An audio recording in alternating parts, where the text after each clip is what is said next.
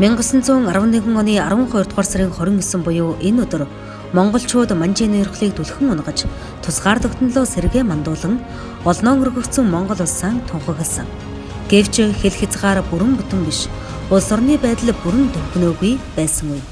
Хэдий тийм ч нийслэл хүрээнд Монгол улсаа зарлан тунхагласан нь үндэсний эрх чөлөөний тэмцэлд ихээхэн түлхэж болж олон монголчууд манж хэдтийн талхагдлаас ангиж ирж Монгол улсдаа нэгдэн орохын төлөөх тэмцэл эхэлсэн юм. Богдхаанд Монгол улс байгуулагдсны дараа 15 хоногийн дараагаар хөлбөмбөгийн тал нутгийг бол манж хэдтийн зэрэгс чөлөөсөн. Энэ үйл явцад бол дамжин сөргийн төвтэй оролцож ингээд үүний дараагаар одоо Богдхаанд Монгол улс байгуулагдсан бол Монгол угсаатнуудаа бүгд одоо өөр Монголын бүх хошоо нутгуудад одоо бичиг илгээж уриалсан байдаг. Энэний дагуу Богдхаанд Монгол улстай хөлбөмбөгийн тал нутаг одоо хөлбөмбөгийн ноёд цуглараад тэгээд хөлбөмбөгийн бүгдийн заргуу шимпүү гэж хүн байсан. Тэрний албан ёсны бичгийг 6 нөхдийнхээ хамтаар нийслэл хүрээнд ирсэн. Ингэж одоо Монголын төр зүтгэж ирсэн. Дамжин сүрэн ягаад эхэлж хөдөлсөн юм бэ гэдэг тэр дөрөв таайлаа шүү дээ. Эхэлж хөдөлсөн хүн дамжин сүрэн. Тэгэхээр 1907 онд дамжин сүрэн сумын цаг цалгахаар тэгээ үе уламжлал захирдаг байж л тэ аав сумын цаг байсан. Цалгахаар манжийн хаан давраалах гээд Бээжинд очсон байт. Тэгсэн тэнд хуучин хаан ингэж хэлсэн шинэ хааны тамил жимжээгөө бас нэлээд унтсан. Тэр үеэр хамтар Чингүн Бээжинд бас явж байгаа. Тэгээд хоёулаа танилцж Монголын тусгаар тогтнол эрхчлөөний төлөө нэлээд сонирхолтой санаа ярилцж тэр бидний юм зөв нэг юм байна гэж ойлголцсон байт.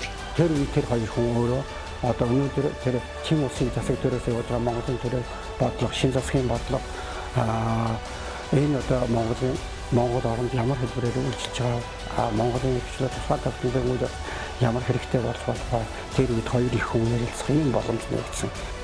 Монгол улсад тусгаар тогтнолоо сэргээн тунхагласны дараа богдын соёлд дагаар орох бичиг өвөртлөн нийслэл хүрээнд ирсэн анхны хүмүүс бол Дамжин сүрэн тэргүүтээ баргын төлөөлөгчд байлаа. Энэ үеэс Жамсрангийн Дамжин сүрэн баргын эрх чөлөөний тэмцлийн удирдагчаас нийт монголчуудын эрх чөлөө тусгаар тогтнол газар шорооны төлөө тэмцэх тэмцлийн замд орсон юм. Богдхаанд Монгол улс байгуулагдсны дараагаар ховдын хязгаар бол Монгол улстай баруун хязгаар. Гэхдээ Монгол улсынхаа хил хязгаар бүрэнгүйцэд ороогүй тэнд манжийн амбан сурсан ийм үйл байсан. Ингээд баруун одоо ховдын хязгаарыг одоо чөлөөлөх үйл явц эхэлсэн.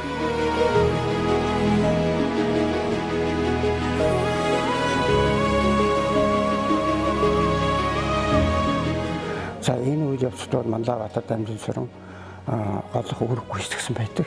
Ингээд яг тэнд үед Хатанбаатар магсарч Хатанбаатар тэнд бас оролцож явсан. Ингээд баруун хязгаарыг чөлөөлөх байлдаа 1912 оны 8 сард сар гарan ховд хотыг чөлөөлж аваад ингээд 8 сарын 20 дээр гэлж ингээд ховд хотыг манжийн талаас чөлөөлөөд ингээд Монгол улсынхаа хил хязгаар бүрэн бүтэн байдлыг бол эндээ бол хангаж чадсан. Нэг сонин түүхээр. Одоо түүх болчтой 2011 онд богдыг ховдыг хамгаас чөлөөсний 100 жилийн явд эмдэглэсэн юм. Ховдыг сургууль эдийн шинжилгээний хурал зохион байгуулад тэгээ эндээс манай түмэн мэдэн штэ. Хөлбөмбөгийн бараг. Түмэн бид тэр их хуралд ховдын машинын эдийн шинжилгээний хуралд илтгэл тавихаар очсон. Тэгээ нөгөө манай бараг судлаач Мягмар Самбоо доктор юу яагаад дуудаад хэлээд ийм юм болгоно гэдэг.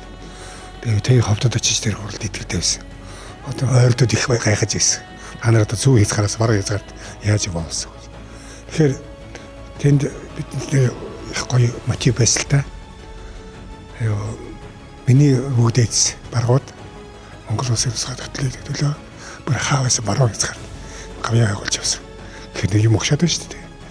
Тэрийг үнэлэх гэж яваамаа гэж. Тэгсэн тэгээд хүмүүс их баярлж ирсэн. Ховд хотыг чөлөөсөн Монгол нутаг дахь манжийн нойрхлыг бүр мөсөн устгаж Монгол улсын тусгаар тогтнолыг баталгаажуулан цэргийн сүрэг хүч Баатар зөргийг хурцлсан түүхэн чухал үйл явдал болсон юм. Богд эзний одоо шагнасан шагнал байна да. Энэ ховд хотын чөлөөлөх барилдааны дараагаар олгосон зарлиг байгаа. Тэгээд энэ манай үндэсний төв архив талгад гэж байдаг. Энээс би хуулуулж авсан байнамаа. Тэгээд энэ дээр ингэж бичсэн байна. Эзний өндөр зузаан хишгийг гуйж, мэрэгэн сайдуудыг хөхөөлөн хөөлж, хойшид улмаар өрнүүлэн зүтгүүд бас зохихын тулд боо дамжин сүрэн дор үе удирн залгамжлах засаг төрийн бэл хоёр нүдний тогсын отго цэргийн жанжин Манлайбаатар цол олгов гэсэн юм байдаг. Богдхан улсын цэргийн анхны жанжин. Ер нь юунд байхдаа хөлбөмбөрт байхдаа сумын занг болох гэж тэднийг бэлддэг байна. Одоо орон нутгад ч юм уу сургууль, бэжин сургууль ч юм уу. Тэгэхээр цэргийн эдэм нэлээд сайн суралцсан хүн байсан. Ер нь баг нэг тэр үедээ нэвтрхий гэж хэлбэр болохоор өөрийнх нь намтад бичсэн нэг өгүүлбэр байдгийг. Би их баг 107 удаагийн тулдаанд оролцсон. Нэг ч удаа гурч үзээгүй гэж.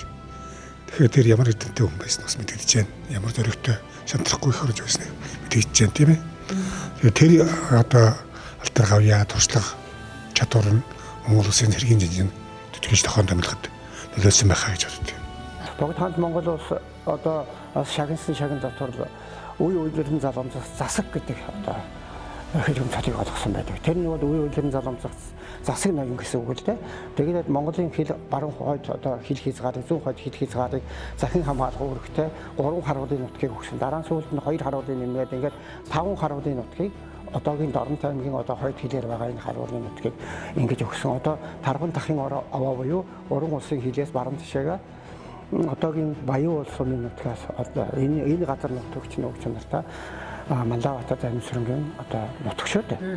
Манлайбаатар дамжин сүрэн 1912, 1913 онуудад Монгол орны нийгэм эдийн засаг, хууль цааз цэргийн хүчийг шинжлэх, хөгжүүлэн бэхжүүлэх тухай 2 удаагийн бодрол өчгөн Богдхаанд өргөн айлтгажээ. Түүний бодрол өчиг бол үндэсний ардчилсан үзлийг тунхагласан анхны баримт өчиг болсныг түүхийн хуудаснаа тэмдэглэгдэн үлджээ. Манлайбаатар дамжин сүрэн бол мөн зөвхөн цэргийн хүн байхаасаа гадна төрийн зүтгэлт юм байсан. Төрийн нийгмийн нэртэй зүтгэлтийн гэдгийг бол тэр хягтын 3 улсын гэрээний энд оролцсон байдлаас нь хэлж байна. Тэр үн чинь тэр гэрээ чинь одоо бараг 9 сар 10 сар хуулж нэг юм батлагдсан шүү дээ. Монгол улсын автономи төлөж ажилласан. Гэрээн дээр хятадтай хятаар хэрэлдээд Оростой орсоор хэрэлдээд байсан гэж байна. Дамжин сүрэн. Тэгээд одоо нөгөө гэрээний хятадын тал Оросын тал сүлдө аргаа бараад энэ дамжин сүрэн хэрцгээд ашиг хүн байна. Их төрөмгөө байна. Энийг хойшин өвнөөс олгээд Монголын засгийн газар тулгаад тэгээд тэр Оросын консулаар дамжуулж нөлөөлөөд ингэж яагаад одоо 6 сарын дараа татагдсан шүү дээ. Ягтын гэрээнээс. Тэгэхээр бол нэлээд эдэнтэй хүн байсан. Тэ? Ямар ч байсан хоёр хөршиг хэлийг нэвтрхий мэддэг хүн байж хэд юу яриад байна гэдгийг ойлгоод байна шүү дээ. Ийм эдэнтэй төрөний төлтүүд бол тэр үед бас бүгдийн засгийн газарт байсан юм шүү. Тийм ээ. Нэлээд олон хүн байсан. Тэрний нэг л дамжин сүрэн. Тэгээд энэ бодрол өчиг дотор бол Монгол улсынхаа одоо хил хязгаарыг томруулъя. Эдийн засгийн хүчин чадлыг бэхжүүлъя. Сургууль соёлын газруудыг бий болгоё. Мөнгөний тэмдэгт эдийн засгийн хүчин чадал гайл татварыг бий болгоё.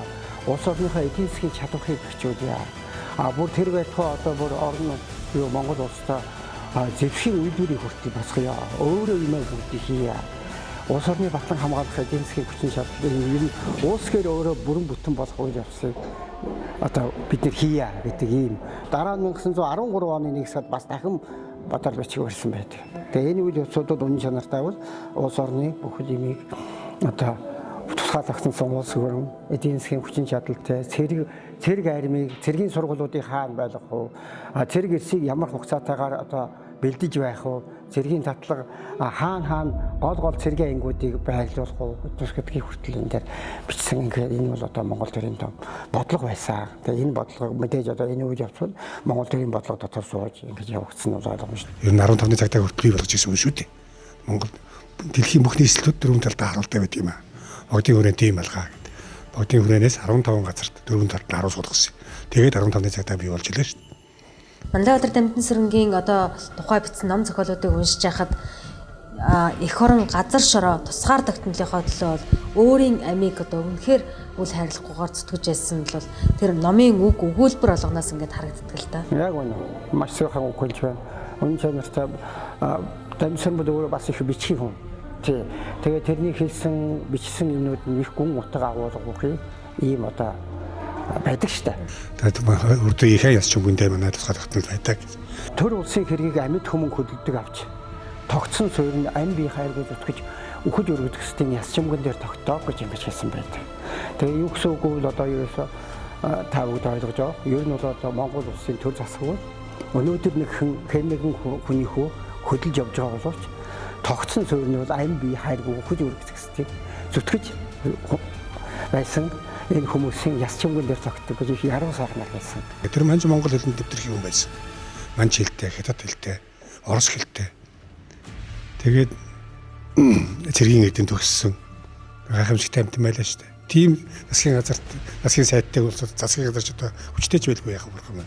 Өөрөө л Дамжинсрын бол өөрөө тийм зөвхөн цэрэг дайны одоо батлан хамгааллын чиглэлээр багасаад нь их тийм авьяастай гэх үү ардын тийм авьяастай тийм бас тэгээ өөрөө л аян замдаа энэ төр гарахтаа бол дуу зохиод цэргүүдээрээ зохиосон дуугаа дуулуулдаг олон сайхан тийм иш юм бичдэг бас бүтээл юм хүмүүс гар бичмлүүд энэ төр одоо хадгалагдаж байгаа шүү дээ.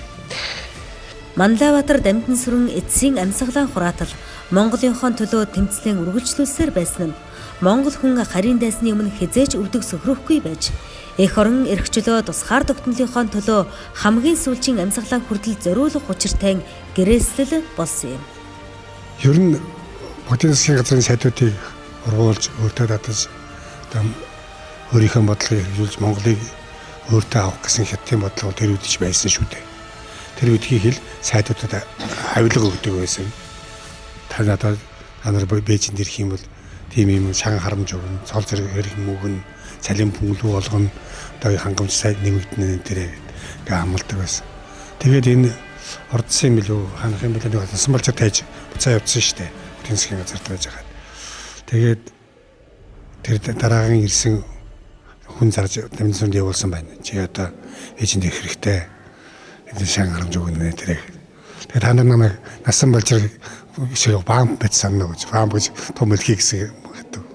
Баам бит санна би тийм одоо тун сутар ойлсоцсохоор алдсан тийм өдгөн хүн биш ээ. Та нар намайг яагаад ч тэгж шанталж дийлэхгүй би богдын соёлд зүтгэж байгаа дөхнө гэж хэлсэн байдаг. Манлайбаатар Дамжинсрын бол одоо Хятадын гамингийн шоронд одоо 108 хоног байжгаад тэгээ сагаан сарын өмнөх юм бол өөрөө гамингийн шоронд биеийн муудсан тэгээд тэр олон эрүүл шүүлтийг давах чадвар бол одоо их хэцүү болсон. Тэгээд хажууд байгаа нөхдөдөө хэлээд за би эдний хар Хятадын гарт бол ингээ хэвтэж өгөхгүй. Би намайг түшээд босгох би эдний гарт бол одоо хэвтэйгээр өгөхгүй босоороо энэ насыг дуусгана гэдэг. Тэгээд нөхдүүдэрээ босод төвшүүлж байгаад амьсгал урасан байдаг юм. Хүрээнд шоронд өгөө болохт нь тэр морин жадаач байсан Ламсран гэдэг хүн хүрээнээс авч гарсан юм байдаг шалгын. Тэгээд энэ зүүн хойно Үүлэн хааны өвөрт шинэ булгийнхынд төлөвлөсөн гэж тэр хүний дуртгалд байдаг. Үзэг 5 ардын нутаг буюу Манлангийн ош байсан. Тэр газар нь одоогийн бол 90 цавын нутаг. Энд одоо хавтард нутагтулсан. Тэгээд энэ улмыдараас нь одоо шинэ булаг гэх юм шиг улмыдараас нь булаг урсдаг тийм одоо сониндогцтой газрыг бас олж нутагтулсан юм байлээ. Тэр 1959 оны одоо хатрын эзэмшгээс өмнө одоо тэр үе хүртэл бол одоо нутгийн иргэд нь ард иргэд нь бол одоо хажууд нь нутгалж манж ингэж үдий хүртэл авч иржээ. Тэгээ 59 онд одоо хатар газар эзэмшиг толдод нүүж одоо тухайд 1990 онд одоо энэ дээр хөшөө одоо 90 цагийн хэсэг иргэд ах нар одоо хамдууд ингэ босгож орхисон байдаг юм лээ. Манлайбаатар Дамжинсрын төдийгүй энэ Монголын одоо хувьсгалд үнэтэй өнөөр орсон хүмүүсийн тухай ярих одоо ирэхгүй байлаа шүү дээ. Тэр үе бол 1930-40-од он байлаа. Тэгэхээр тэр үед Манлайбаатар Дамжинсрынгийн үр хүүхдүүдийг нь бас хэлмэгдүүлж цаазалсан ийм бас эмгэнэлтэй үйл явдал Монголын түүхэнд бичигдсэн байна. Тий. Манлайбаатар Дамжинсрын 3 хүүхдтэй хүн шүү дээ. Тий, Дампел ордносон болцсон гэсэн 3 сайхан хүүхдтэй юм хүн байсан. Энэ 3 хүүгийн бол одоо 1936 оноос хойш хэлмэгдүүлсэн. Тэгээд ингээ хэлмэгдүүлээд ингээд хоёр хүүхдийн бол цаалсан байгаа. Нэг хүн бол их тодорхойгүй байдаг. Тэгээ би нэг соёлын аваад зүтгэлцэн сэтгүүлч Жамимгаан нэг дурдгал лөө ярилцлага болоо сонин дээрс уншсан юм а. Тэр томд хүүгийн дампил гэдэг байсан. Тэгээд Хинти аймгийн Галсар суманд эвэртийн дампил гэж нэг хүн байна. Тэгээд тэр зүүн хойшоо Эрен цав руу тэр үе чинь нэг түүхийд Эрен цавын бамтаа гаргадаг байлаа. Малын ноос арширтэйгээд Хинти аймгаас жин тэгээд Эрен цав руу явахдаа замаараа нэг хөгшөнд орж гурил бодоо өгдөг байсан юм а гэж. Тэгээд эндээс ачаад ирэхтэй юм уу? Аваад явахтай юм.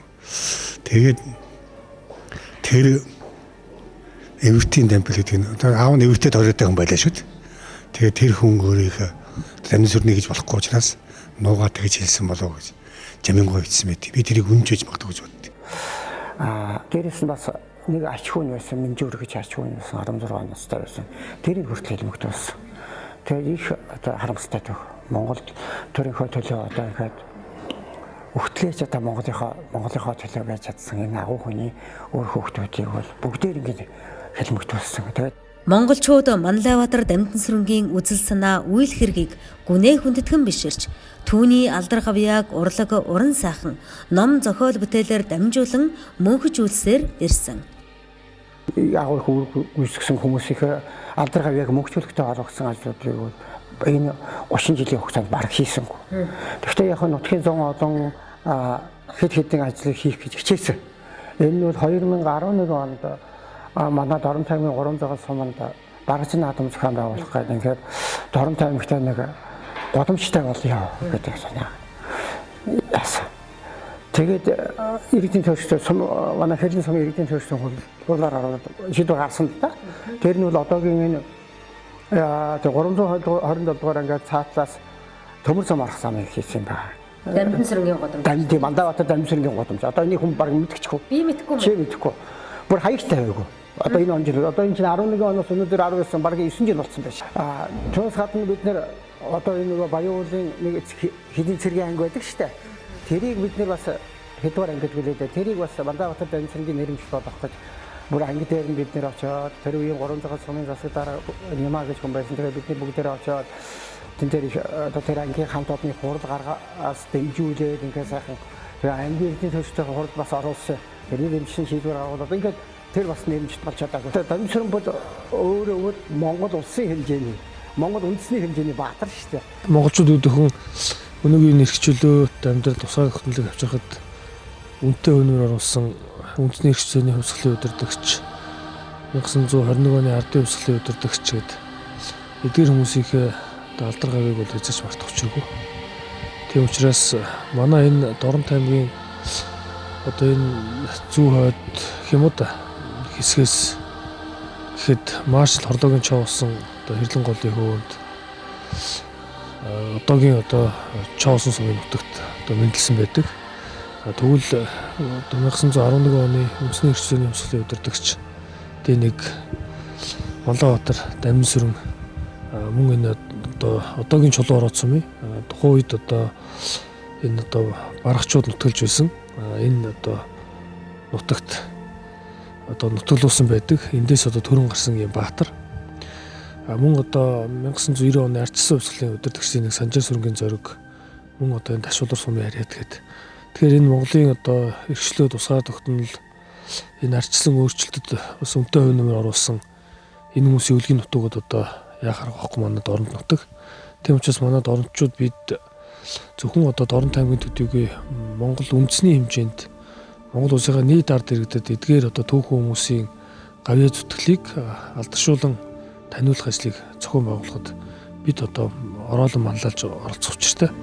Тийм учраас одоо энэ алдартай хүмүүсийнхээ одоо үйл хэрэг тэдний бодол санаж явсан зүйл ирээдүйн хойч үедээ загсан захаасыг одоо хойч үедээ хүргэх энийг таниулах ажлыг бол бид одоо түлхүү хийх ёстой. Тийм одоо бол одоо Арманы чиглэлийн юмнуудад хийгдэж байна. За үн дээрээ бол одоо яг сүүлийн тухайн одоо 1911-аас 15 оны 15-аас 1921 оны гэсэн энэ одоо Монголын эдрэтийн цаг үед дээр бол одоо Монголын тусгаар тогтнолын төлөө бол одоо тусгаар улс байна гэдэг дээр бол одоо хамгийн их одоо цогтой тэмцэжсэн хүмүүсийн нэг. За энэ Орман одоо бичигдсэний дараа бол одоо бие даасан түүхэн уран сайхны кино гэдэг бол зорж ин да. Тэгж одоо түүхэн одоо киног нь өөрийнх нь одоо яг одоо би даасан тийм түүхэн киног нь гаргаж ээж одоо түүх залуучууд Монгол орны одоо тусгаар тогтнол одоо хүн байх одоо тэр талын юг одоо гаргая гэсэн бодолтой байна. Тэр түүхийн багш нарт л бас их учир байгаа юм. Тэд нар сайхан яриад өгөх хэрэгтэй байна. Ядуу тамхи сэргийн тухай ярихад ер нь нулимс гарахгүй хоолой зангихгүй яаж болохгүй шүү дээ. Тийм ээ. Тэгэж ярьдаг л багш хэрэгтэй. Тэгвэл хүүхэд ч гэсэн хүүхэд ч уярч таарна, бахархаж таарна. Тэрийг дуурайж таарна. Тэрний тухай судалдаг болж таарна шүү дээ.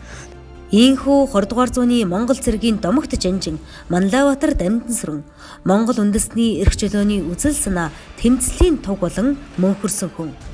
Түүний алдар гавьяаг мөнхжүүлэх үйл хэргийг судлан сурталчлах нь Монгол төрийн бодлого байх учиртай.